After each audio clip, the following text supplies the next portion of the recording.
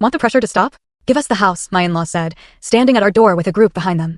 They thought fear would make my husband and me back down. Can you imagine opening your front door to find your in-laws, not just standing there, but flanked by 3 menacing thugs, their eyes cold and calculating? That's exactly what happened to us. Want the heat off? Hand us the house, my mother-in-law, Martha, hissed, her husband Gerald nodding smugly behind her. They thought fear would make my husband, Nathan, and me surrender. They had no idea who they were dealing with.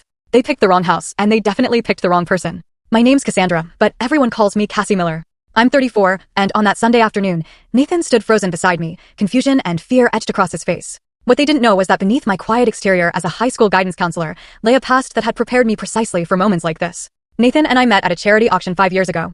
I was volunteering, and this tall, kind man with slightly disheveled brown hair approached with a donation that was surprisingly generous. We started talking, and by the end of the night, we'd exchanged numbers. There was just something gentle yet confident about Nathan that drew me in immediately. Our romance moved quickly. After just 8 months, he proposed during a hike to a waterfall we both loved. Nathan's an architectural engineer, busy designing sustainable buildings, while I'd settled into my role as a high school guidance counselor. What he didn't know then was that my career choice was a deliberate step away from my former life. I loved helping teenagers, and the quiet predictability of school schedules offered the stability I had craved for so long. My grandmother would have loved you, Nathan often told me during our first year of marriage. Gloria had practically raised him while his parents were busy building their import business. When she passed away just 6 months after our wedding, we were devastated. What we hadn't expected was the reading of her will. She left us the house, Nathan whispered in disbelief when the lawyer informed us that Gloria's Victorian home in the historic district was now ours. This 3-bedroom, 2-bath house, with its wraparound porch and mature oak trees, wasn't just any property. Built in the 1890s, it had been lovingly maintained and updated. Gloria had bought it when the neighborhood was still affordable, and now its value had increased tenfold. This is where we spent summers catching fireflies, Nathan told me the first time he gave me a tour, his eyes misting as he showed me the backyard.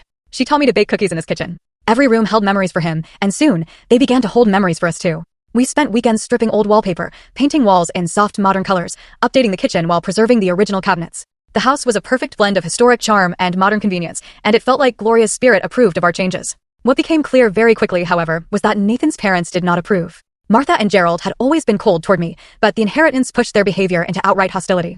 She should have left it to us, I overheard Martha telling a relative at the funeral reception. What do they know about maintaining a historic property?